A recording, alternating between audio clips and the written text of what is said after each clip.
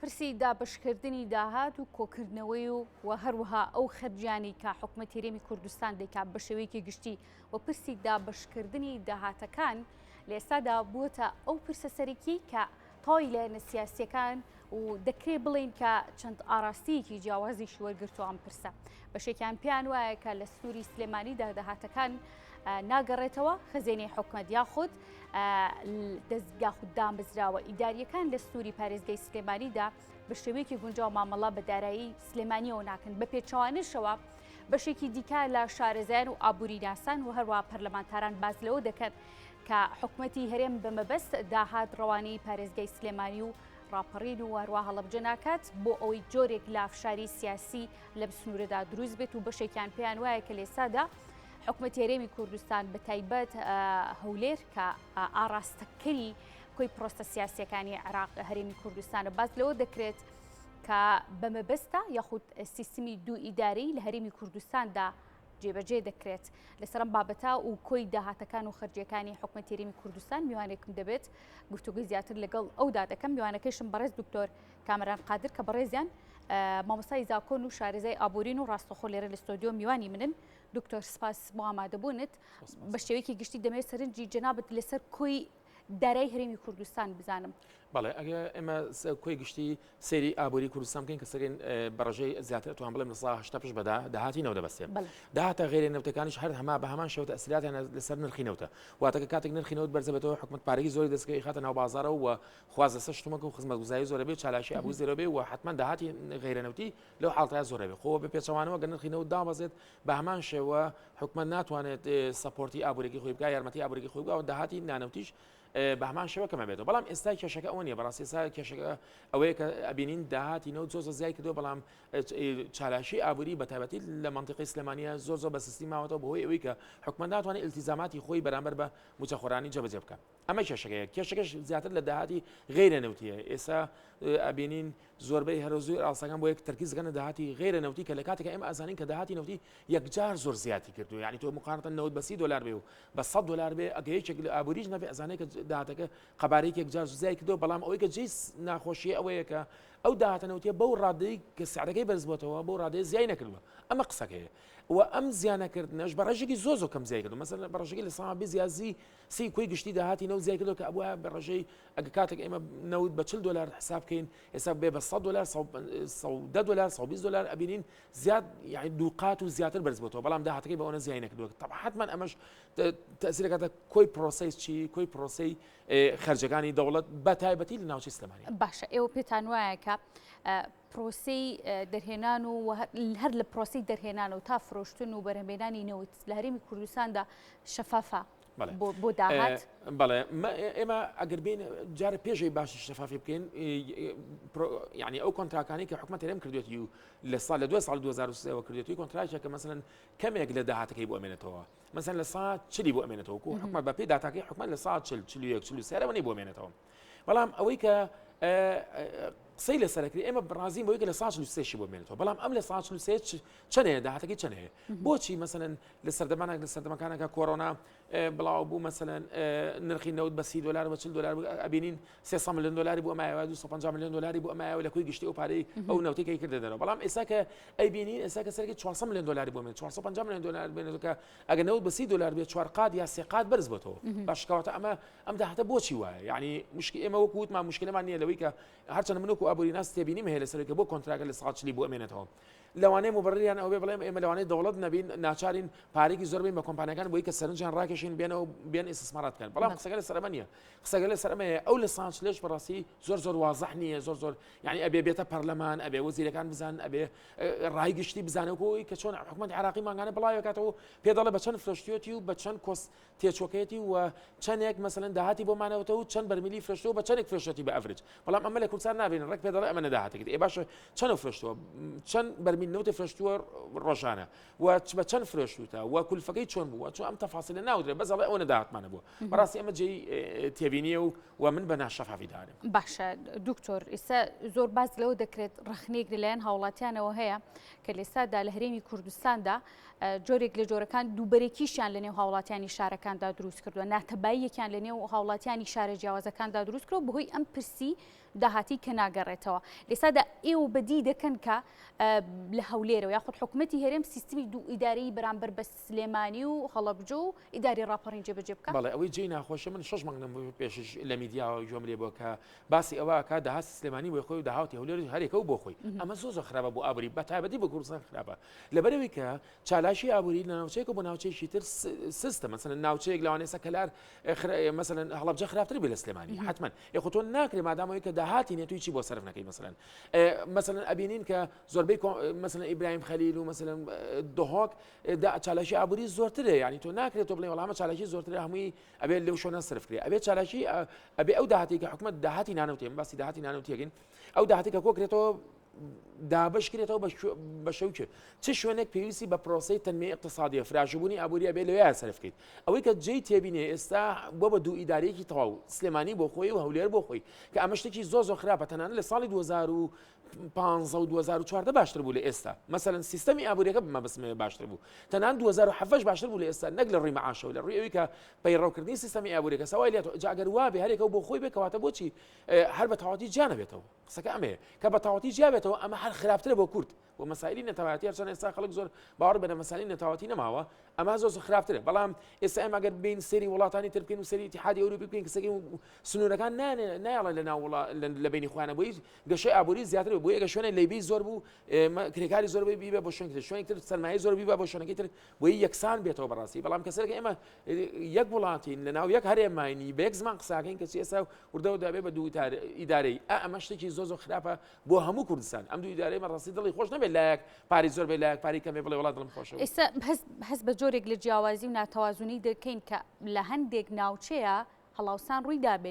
هەندێک ناوچێشە داکشان ڕوویدابێ لە ڕووی داهاتەوە بەڵێ ئەو شتە زۆر بەوازحی دیارە ئێستا لە کوردستان ئەو شتە زۆر بەڵام من مەسائلی ئەوەی کە داهات دەگەڕێتەوە ئەمە زۆر گرنگە و خەڵک وەڵامەکەی دەستکەوێ بەڕاستی ئەگەر مثلا منطقی یا ئیدارەی سلێمانی سیقەی بەوەیە کە داهاتی ئیبراهیم خەلیل بگەڕێتەوە و ئیدارەی هەولێر سیقەی بەوەیە کە داهاتی باشماق بگەڕێتەوە باشە حەلێک هەیە ئەمان یەک حکومەتین مثلا ئەتوان چی بکەن ئەتوان مثلا ئیدارەکانی جیا بکەنەوە هەرچی ئەو ستافە هەیە کە لە باشماق و پەروەزخان بچێ بۆ ئیبراهیم خەلیل وانە ئەو ستافەش بێن بۆ ئێرە بزانن ئەمان مانگانە چەندیان دەستکە یعنی ئەو باشترین حەلە تحقیقات هەبێت یعنی لە هەردوو لا تحقیقات هەبێت بۆی کە بزانن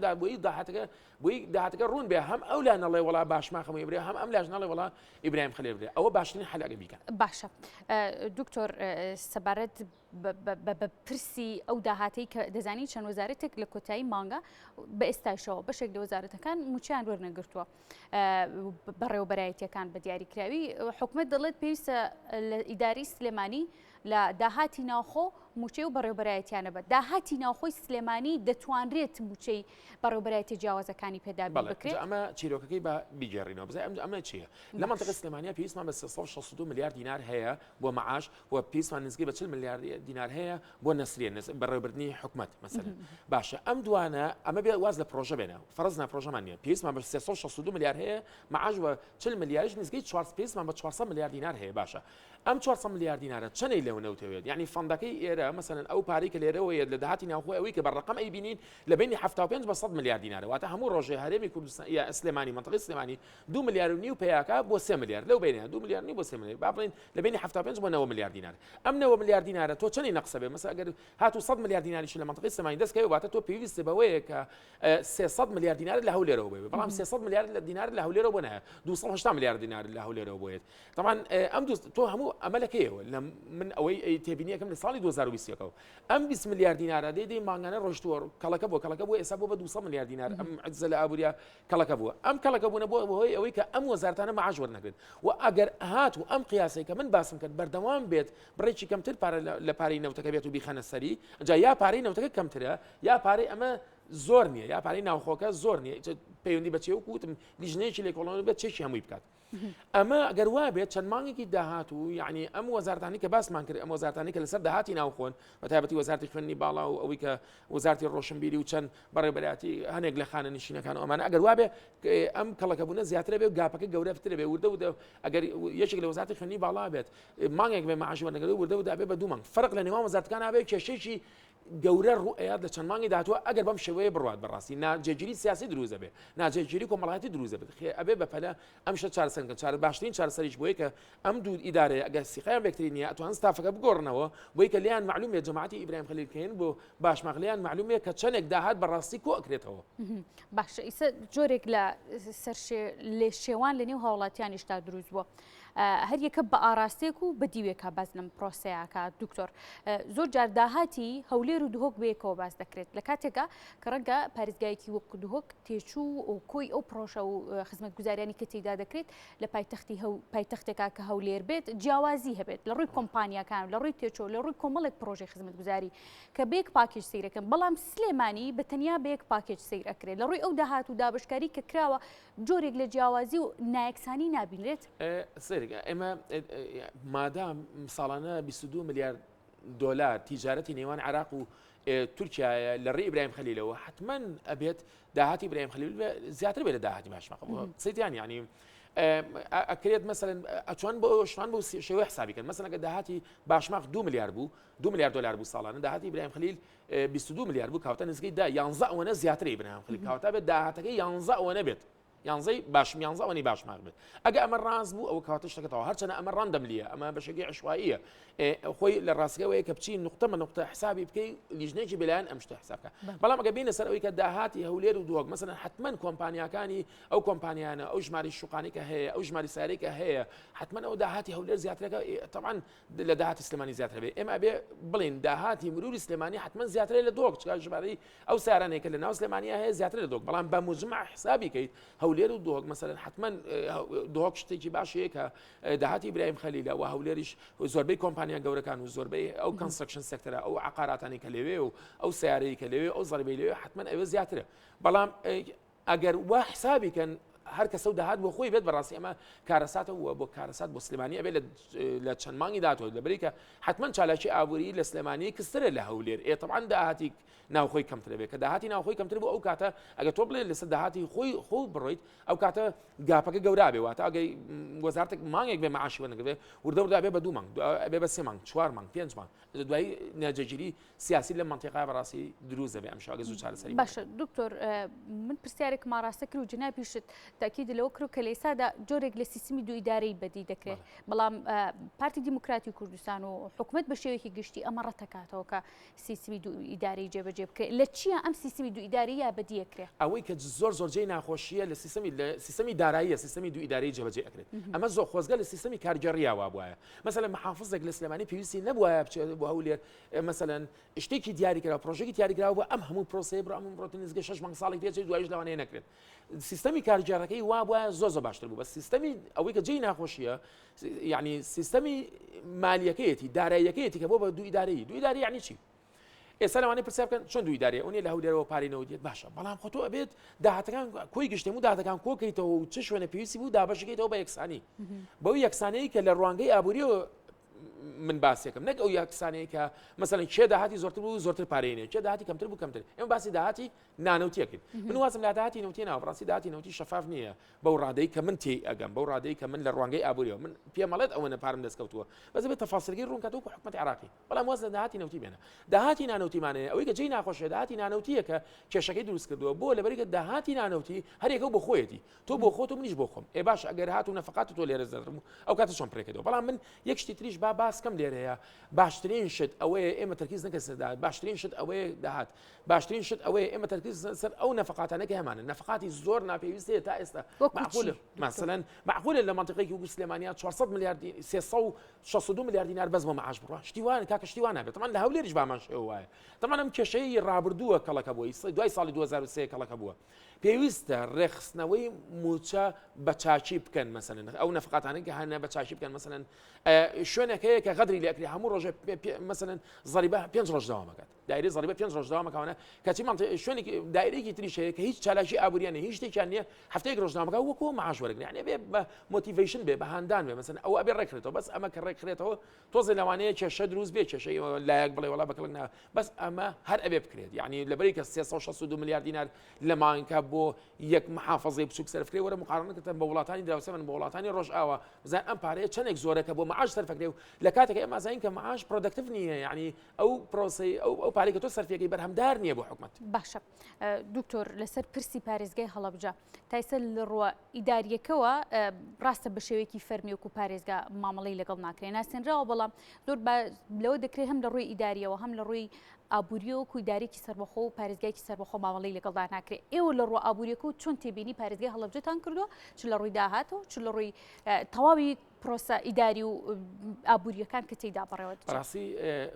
لە ڕوانگەی ئابوووریەوە هەڵەبجە بە تەواتی پوکاوەتەوە ئێستا لەوانەیە خەڵکانێک بڵێ باشە سەبەوە بە پارێزگا نەخێر بە هیچ شێوەیەک پارێزگابوونی هەڵەبجە نەبێتەوە ئەوەی کە تەنمەی اقتصادی لەو مەنتیقەیان ڕووبات بگرە کەم بۆتەوە ئەبینن ژمارە ئیمەگریشن ژمارە ئەو کەسانی کە کۆچ ئەکەن لە هەڵەبجەوە بۆ مەناطقەکانی تر بۆ مەنتیقی سلێمانی هەولێرانە زۆر زیایی کردووە ئەنجە چالێکیشی ئابووری زۆر سستی هەیە طبعاً لە ئابووری چارەسەری بۆم دۆخە دۆزیوەتەوە بەڵام مشکلەکە ئەوەیە خەڵک بە چاوشت مثلەن بە چاوشتە بینێ و ئەبێ شتەکە بە چای خۆی ببینێ مثلەن یا ببیستێ بڵێ ئێستا هەڵەبجەکان لە کاتی خۆیان یانگو ئێمە بوویمە پارێزگا و باشە نەکاکە ئەوە چارەسەر نییە چارەسەر ئەوەیە تۆ چەندێک لە پرۆسەی تەنمەی اقتصادیە پارەی سەرفەکەیت یعنی چەندین کێشە هەیە کێشەی گەورە هەیە لە ناو هەڵەبجەیە کە ئەتوانرێت چارەسەر بکرێت مثلەن کەرتی زەراع و کەرتی گەشتی گوزاری ئەتوانێت چارەسەر بکرێت بنیەی تەحتی نییە مثلەن حکومەت دەباتێت کە تۆ بیکەی بە پارێزگایەک وەرە بنیەی تەحتی بۆ بکە بزانە مثلەن مارکتینی بۆ بکە بۆی کە چالاشی ئابووری لە ڕووی سیاحە و لە ڕووی زەراعەوە باشە بەڵام بەڕاستی حکومەت تا ئێستا ئەوەی نەکردووە و لە باتیەوە چی کردووە بەناو کردوێتی بە پارێزگاکەش کە ئابووریتیانە بێ هیچ شتێک نییە هەر شوێنێک هەر ناوچێک بەبێ ئابووری واتە هیچ باشە زۆر باز لە ئاسانکاری و جۆنێتی مامەڵەکردن لەگەڵ کۆمپانیاکاندا دەکرێت کە ڕەنگە لە هەندێک ناوچەدا لە هەندێک شاردا بە جیاوازی کار ئاسانیان بۆ بکرێت بۆی بەرهەمێنان و بەرهێنانی تێدا بکەن بۆی بوژانەوەی تێدا بکەن کۆمپانیەکان ڕووبکەنە ناوچەیەکی دیاریکراو کە ئەمە هەڵاوسان دروستەکە زۆرجار لە ناوچەیەکە لە هەندێک شاری دیکە ڕەنگە داکشان دروست بکە ئەم کار ئاسانیت چۆن دابشکراوە بۆچی لە ناوی یەک کەرێمی بچووکە کار ئاسانی بۆ کۆمەڵی کۆمپانیا دەکرێت بە پێچوان لە شارەکانی ترام کار ئاسانیە ناکرێت بەڵێ ئەوە زۆر بەوازحی دیارە مەسەسا لە منطقەی هەبابێنەوە سەر هەڵەبجە یەکێکە لەو شوێنانەی کە بڵێن چەند بخۆم خەڵکی هەڵەبجە نیم ئەسڵەن بە هیچ شێوەیەک بەس من ئەم دیفاعکردن نییە لە هەڵەبجە بڵێ بۆ ڕادیکە هین بێت مەسەلە عێرقی و مەسەلە ئەوەیە کە خەڵکی ئەوێ بیت بەڕاستی هەڵەبجە غەدرێکی گەورەی لێکراوە زۆر گەورە چۆن غەدری لێکراوە مەسەلەن زۆربەی هەنێ شوێن ینی لە ئابووریاش پێڵەن کۆمپارێتیڤ ئەدڤانتێج یعنی میزەی نسبی هەیە لە هەنێ شتا میزەی نسبی هەیە مەسەلەن دروستکردنی معمەلێک و پەتاتە مەسەلەن ئەو پەتاتەی کە نزیکی زینەکە ئەو پەتاتی کە پێڵەن فینگە بیکەم بەوە ئەبێ خۆی لە هەڵەبجە و لەو منطقانە بکە زەراعی کەچکە سەرگەن لە ماناتقەکانی تر دروستکراوە ئەمە یەکێک لەو هۆکارانی ئەوەیە کە من وای ئەبینم ئەگەر هات و تۆ معاملەیەکە پێ بوو بردێ بۆ وەزارەتەکانی حکومەت هێرم لە هەولێر کێش ئەگە بۆ هەڵەبجە بوو کێشەی گەورە بوو دروستەکەن بەس ئەگە بۆ ماناتقی تر بوو مەسەلەن ئەگە بۆ ناوچەیەکی تر بوو زۆر ئاسانکاری بوو ئەەکەم مەسەلەن باشترین نمونەی معمەلی مەسەلەن ئەو دۆشاوەیە کە هەیە مەسەلەن هەزار و یەک کێشەی بۆ دروستەکەن تا ئەگەر هات و معاملەیەکی لێرەوە بۆ ئێوە بڕوات مەسەلەن بتوانێت مەسەلەن بەس قوتوی دێشاوەکە بێنە لە دەرەوەی وڵات ئەبێت چە بە چەند پرۆسەیەکی قورسا بڕوا ئەچێ بۆ ئەولێر و جاری باش 6 مانگی پێ ئەچێت کە بەڕاستی تۆ بێ گرنگی بێ بۆ ڕۆڕال ئێریا ئەو مناطقانی کە دوورە دەستن وەکو مەسەلەن وتم شارە زوور و مەسەلەن هەڵەبجە ئێمە بەس باسی هەڵەبجە نەکەین ڕاستم منطقەی ڕانیەش هەر وایە مناطقەکانی تریش ئاوە کارەساتبارن زیاتر گرنگیان ناوە بە سەنتەری شارەکان کە ئەمە شتێکی زۆر خراپە بەڕاستی وای لێت ئەو مناطقانە یعنی کێشەی بێکاریی یەکجار زۆریان نەبێ حکومەتیش طبعا نابێت خەڵک تاعینکە لەبەری کە هەڵاوسانی هەیە لە مؤسساتەکانی خۆیان ناژێت دامی ئەوە بکات نەک ناژێت دامی ئەوە بکات ڕێ ڕێ لە خەڵکە گرێ خەڵک هەیە مەسەلەن ئەڵێ من عەرزی خۆم هەیە دۆنمی خۆم هەیە بیری خۆم هەیە بەس ڕێگە بن من دەواجینی تا دروستکەم 1001 کێشەیان بۆ دروست کردووە مەسەلەن لە وەزارەتەکان یعنی سەرەکیترین کێشەکە بۆ پرۆسەی سمۆڵ بزنس ئەوەی کە پێڵەن سمۆڵ بزنسی بچووک کە دروست ئەبێ پرۆژە بچکۆلەکان چییە ئەوەی خەڵک بە پارەی خۆی ئەکا داوا لە حکومەت ناکات پارەی لێ باتێ داوا لە حکومەت ناکات عەرزەی باتێ داوا لە حکومەت ناکات بێ بیرێکی بۆڵکەنێ خۆی هەموو شتەکە بەس ئاسانکاری بۆ بکەن بەڕاستی تاکە چارەسەر ئەوەیە کە شتێک هەیە پێڵەن بزنس هاب ئەبێ بزنس هاب دروستکە و ئەم ئاسانکاریان لە باتەوەی کە کەسەکە دوای کە وەزارەت بە وەزارەت دوای کە لاخیرە پێی بڵێن ناکرێت ئیتر ڕەنگە بیانیشی پێبگرن زۆر جار بیانی پێئەگرن ناکرێت ئەبێت چی بێت ئەبێ ئەو بزنس هابە دروست بێ بۆی ئەم لە جیاتی خەڵک معاملەکەیان بۆ بکاو ئیشەکان لە مایمانکە بۆ ڕاپڕێنە بۆی کە ئەو سمۆڵ بزنس بە پرۆژەی بچووک سەر بگرێت. باشە دکتۆر دو پرسیار لەسرم بابەتە دیارە پرسەکە پرسیار زۆر هەڵەگرێ و جەنابیشتان وەکو شارەزایەک ڕەنگە وردەکاری بابەتەکە بزانن لەسەرەوەی زۆر جار بە گلەی لە بانکەکانی سلێمانی دەکرێت کە بانکەکانی سلێمانی بۆچی کێشیان تێدا بۆچی بانکەکان لە هەولێرام کێشانیان نییە ینی جیاوازیەکە ئێمە نامانەوێت جیاوازیانە زەقکەینەوە و بیکەین بە ناکۆکیەکی خوانەخواستە ئەعلامی و هاوڵاتی لە کاتێکا کە ئێمە خەڵکیەکەین بەڵام ئەم جیاوازی بۆچی بەدیەکرێت بەڵێ ئەوەی سلێمانی پەیوەندی بە و کورتێنانەوەی کە لە مانگی لە ساڵ لە پارەوە کورتێنانێکی زۆر هەیە لە چی تۆ 400 میلیارد دلار 400 میلیارد دینارە پێویستە بەس مانگانە بە داهاتی نەوتی و نانەوتی 360 میلیارد 370 میلیارد 360 میلیارد بۆ بێتەوە ئێتۆ بە ناچاری بێتەوە بەشێک لەو پارانەی کە ئەیەی بە مەعاش بێی بە نەسری دائیرەکان کە کردی یاتە بە نەسری دائیرەکان ئەم گاپە فراوانەوە کە گاپەکە فراوان بوو بانک پاریتیان نامێنێت ئەمەوەی سلێمانیە بەنسبەت بە هەولێر دووەکەوە چونکە هەرێک و داهاتی بۆ خۆیەتی داهاتی سلێمانی بۆ خۆی داهاتی هەولێر بۆ خۆی داهاتی دهۆک بۆ خۆی باشە ئەوان چالشی ئابوورەکان زۆرە حتممە داهاتی نانەوتیان زۆرترە ئەتوان تەختی چی بکەن تەختی ئەو نەفقاتە بکەن و بەردەوام پاریتیایە بانک بۆچی پاریتیایە لەبەرێکە کورتێنانی نییە هەچ کاتە کورتێنان نەبوو ئەو کاتە کە خەتەرە بەڵام مشکلی بانکەکانی کوردستان بانکە حکومەکان چییە گوێ بە کورتێنان ناکەن بە شێکی زانستیانە کار ناکەن ڕەنگە پەیوەندی بە مدیر بانک وانە شەو نەبێت یعنی هەر پابلیک سێکتەر وایە یعنی کەرتی گشتی وایە پەیوەندی بە چیوێ پەیوەندی بۆیە کە کاتێک هات و تۆ یەکێک داوای مەعاشی لێکە دایرەیەک ئەچی پارەی خەڵک بەکارهێنیت چکە هەموو پارەکان تێکەڵاوە بەیەکەوە تۆ حسابیەوە ناکەی بڵین چەند کەس ئیداعی پارەی چەند کەس خیتاب بە زمانی داناوە ئەو کەسان کە خیتاب زمانی دان نابێت دەستکاری پارەکەیان بکەی بەدە پارەکانی دانێک کە پاریتیان نەبوو ئەگە ئەمە بکرایە هەر زوو پێمان نەزانی کە ئەمە کێشەیەکی وا ڕۆیە بەڵام چونکە لە سەرتاوە ئەمە نەکراوە تۆ دەستکاری خیتاب زمانی خەڵکی کردووە دەستکاری پارەی خەڵکی کردووە پارەی خەڵکی یاوە بە مەعاش ئێوە طبعاً ئەو کاتە کەسەکانیانەوە داوای پارەکان تیای نامێنێنە دەرەڵم پارەیان دوایش کە ئەو گاپی کەوتمان ئەو کورتێنانی کەوت ئەو کورتێنان دیدی کەڵەکە بووە دوای ساڵێکە بینی کە 4 وەرزات پارەی وەرنەگرەوە بۆچی وەرنەگرەوە لە پرەکا دەرەکە خەڵک ئەرەوڵا پارەکە چیلیاوە پارەکە پەیوەندی بەو گاپەوەیە ئەو کورتێنانەوە کە یەک ساڵەمە پێش ڕوویاوە و بانک پێی نەزانیەوە لەبەرێکە پارەی خەڵکی بەکارهێناوە بەڵێ دکتۆر من زۆر سپاس دەکەم کە لەم تەورەی بەرنامەکەم میوان بووی مادوونەبی سپاس بۆ بەڕێز دکتۆر کامران قادر کە بە ڕێزیان مامۆستای زانکۆ بوون و هەروە شارەزای ئابووری بوون لێرە میوانی من بوون